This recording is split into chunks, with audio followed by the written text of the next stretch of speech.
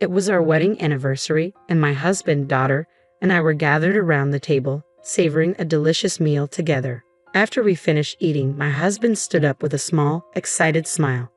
"I picked up a special wine for tonight," he said, his voice warm with anticipation. "Hope you'll enjoy it." "Oh, that's so thoughtful of you," I responded, smiling back. "Let me open it. Is the wine opener in the kitchen?" He got up and headed toward the kitchen, his actions almost rehearsed. Moments later, he returned with a glass of wine, handing it to me with a flourish. "Here you go. Give it a try." "Thank you," I said, raising the glass. "Cheers to us." As soon as I took a sip of the wine, I choked and gasped for air. "I can't breathe," I cried out, collapsing to the floor and clutching my throat. Our 7-year-old daughter, witnessing the panic, burst into tears.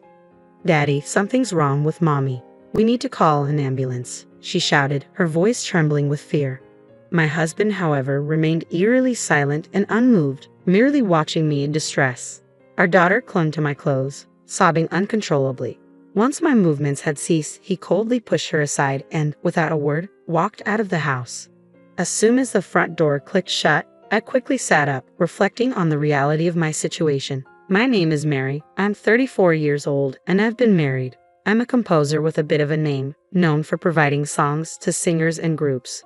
One of my earlier tracks became a theme song for a TV series, and the royalties have afforded me a comfortable lifestyle. I met my husband, Kenny, at a friend's wedding after party. He was in sales for a liquor company and enjoyed drinking as much as I did. Our mutual love for alcohol brought us together. Kenny, with his knack for recklessness and lack of foresight, was once charming in his spontaneity. We began dating, started going out for drinks on weekends, and eventually got married a few years later. Soon after, we were blessed with a daughter named Holly, completing our family of 3.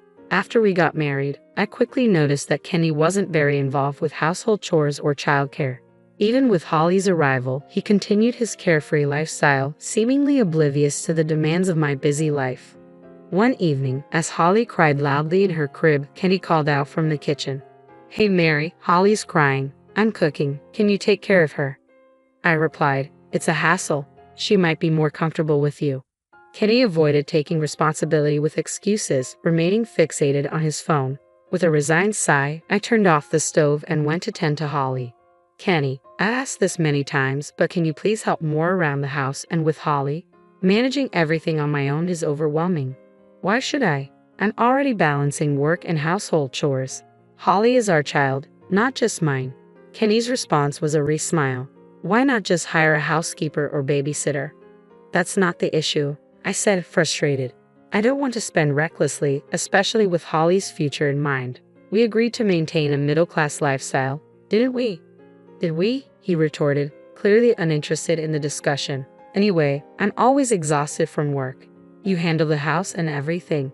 Despite numerous attempts to have a proper conversation, I never received a satisfactory response. Eventually, I had no choice but to manage both household chores and care for Holly on my own. As the years passed, Holly grew quickly, and before we knew it, she was 5 years old and about to start elementary school. To celebrate this milestone, my in-laws planned a dinner party. Their home is about an hour's drive away, and we've always enjoyed a good relationship with them.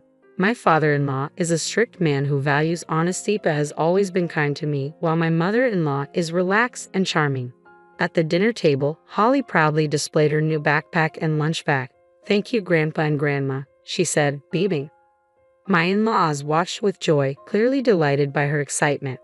"Mary, Holly's growth is a testament to your hard work," my father-in-law said as he poured me a drink, causing me to blush slightly. "Holly's such a good girl. She helps me out a lot," I replied, smiling. "Well, she's my daughter," Kenny said with pride, and I chose to let it pass without comment. "I heard you're working on the theme song for the next movie, Mary," my mother-in-law added. "Yes, the song is ready. The movie is scheduled for release next month," I confirmed. "Kenny, you have a wonderful wife. You must be very proud," my father-in-law remarked. However, Kenny's expression remained unchanged, and he didn't seem particularly pleased. "But she earns so much, yet I don't get to enjoy any of the luxuries that come with it," Kenny said, surprising both my in-laws and me. "What?" we all exclaimed, taken aback by his comment. Kenny continued, People call her a prominent composer, so I expected a better lifestyle. She never gives me any pocket money and refuses to enhance our quality of life. She's stubborn and stingy. Hold on, Kenny, my mother-in-law interjected. You both live in a beautiful apartment. Didn't Mary buy that? Yes, my father-in-law agreed. And isn't it a man's role to support the family rather than rely on Mary? Have you considered working to increase your own income? Yeah, got it, Kenny grumbled. And that was the end of the conversation. I felt a mix of irritation towards him and gratitude for my in-laws' support. Soon after, Kenny started coming home late, claiming it was due to work. At first, I wasn't too concerned, given that his sales job often required overtime. But then, he began spending even his days off away from home and was always glued to his phone when he was there. His interactions with Holly and me grew increasingly distant. One Sunday, Holly had planned a special outing with Kenny. She gently shook him awake. Dad, it's already 9 o'clock. Remember, today was supposed to be our outing day. At Holly's words, Kenny suddenly sat up and without saying a word, roughly pushed her aside. Holly, taken aback and with tears welling up in her eyes, stumbled back. What's going on? I demanded, gathering Holly in my arms and raising my voice. Kenny, now fully awake, looked clearly irritated. I have other things to do today, he snapped. I needed to sleep a bit longer. Did you forget your promise to Holly? And how could you push our daughter like that? I demanded, my frustration clear. Be quiet, you're both in the way. Get out of the bedroom now, Kenny shouted, forcefully ushering Holly and me out before getting ready with meticulous care and leaving the house. His behavior was completely unforgivable, especially towards Holly. As I comforted Holly, my doubts about Kenny deepened. A month later, one evening after a particularly exhausting day at work, I collapsed into bed after tucking Holly in. In the middle of the night, feeling thirsty, I went to the kitchen for a drink. As I stood there, I heard Kenny's cheerful voice coming from the living room. It sounded like he was on a call with someone. I strained to hear what Kenny was saying, my curiosity piqued. Suddenly, a phrase that stopped me in my tracks reached my ears. Beth, you're the only one I love. I was stunned. This was clearly a conversation with another woman. Infidelity. Just as I was about to confront him, I overheard another disturbing statement. Also, start the plan for the wedding anniversary in 3 days. Everything will go as planned. Kenny continued discussing the details of this plan over the phone. I was chilled by the implications. What's going on? Kenny is not only cheating but also scheming something with her. I quickly slipped my recording phone back into my pocket and retreated to the bedroom without being noticed. When Kenny returned later, he fell into a deep sleep beside me, but I couldn't close my eyes at all. The next morning, after Kenny left for work, I took some time to collect my thoughts in our room. Initially overwhelmed by sadness, my feelings quickly shifted to anger. I know this myself, I resolved. I went to an electronics store and purchased security cameras, installing them throughout the house. 3 days later, on our wedding anniversary, Kenny had been unusually affectionate since he woke up. Mary, today is a special day, he said warmly. Yes, it is, I replied. I'm glad you remembered, he said, smiling. Of course I remembered, Kenny said with a smile. I know I've been coming home late from work lately, and I'm sorry about that, but today, I'll be home early. Let's celebrate our wedding anniversary. I'm looking forward to it, I replied. I've prepared a special meal. Mary, I truly love you, he added. Feigning ignorance, I simply nodded as Kenny headed off to work. Once he was gone, I calmly continued my preparations. At around 6 o'clock p.m., Kenny returned home. I had arranged a lavish dinner and was ready to greet him. How was your day, Kenny? I asked. Dad, you came home early today? Holly exclaimed. Holly was thrilled to see Kenny home earlier than usual, her excitement evident. Watching her joy while knowing what was to come weighed heavily on my heart. I felt a pang of sorrow as I looked at her. I'm sorry, Holly, I whispered. Kenny looked around the table, taking in the feast I had prepared. Wow, this looks amazing. Shall we dig in? The three of us gathered around the table and enjoyed the meal together. As we finished, Kenny reached for something he had set aside. I bought a special wine for our anniversary. I think you'll really like it. Thank you. That's very thoughtful of you. I'll go ahead and open it. Is the wine opener in the kitchen? He spoke in a rehearsed tone as if reading from a script and headed to the kitchen. Moments later, he returned, pouring the wine into my glass. Here, give it a try. Thank you.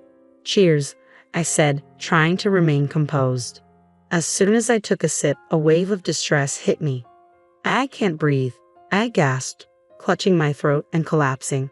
Our 5-year-old daughter, horrified, cried out, "Daddy, something's wrong with Mommy. Call an ambulance."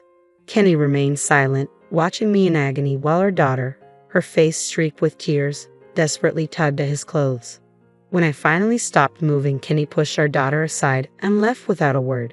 As soon as I heard the front door slam, I quickly got up. I had anticipated this outcome. Holly, seeing my calmness, looked stunned, her face streaked with tears and snot. I held her gently. "I'm so sorry, Holly. It was a terrible prank. A really cruel one. I never meant to frighten you." "A prank? I thought I lost you," she sobbed, clinging to me. In the shadows, a group of onlookers watched with bewildered expressions. Kenny came home late that night. "Is Holly asleep already?" Kenny asked as he walked in, his voice tinged with annoyance. I remained hidden in the darkened living room. "Welcome back, Kenny," I said, flipping on the light. His face went pale, clearly shocked by my sudden appearance. "Why are you still here?" he asked, disbelief in his voice. Surprised by my calm demeanor, I replied, watching his shock deepen. "It was all an act. I overheard your plan." The conversation I accidentally heard from Kenny was chilling. "You'll handle the poison, right? It needs to be colorless, odorless, and tasteless. She loves wine, so it'll be easy to mix in. Afterward, we'll stage it as a suicide due to work stress. Once she's out of the picture, we'll inherit everything. The insurance, the royalties, and even this apartment. It'll be the start of our new life." When Kenny realized I knew about his plan, his face flushed with anger. "You eavesdropped. That's despicable," he shouted. Even if it was an accident, discussing such things at home was foolish. "That's how I gained the upper hand," I replied calmly. Kenny's rage only intensified as he glared at me. He then grabbed my bag and pulled out a small, unfamiliar bottle. It was clearly not one of my things. I guess it was intended to frame me for a supposed suicide. "Now that you know, I have no choice but to make you drink this.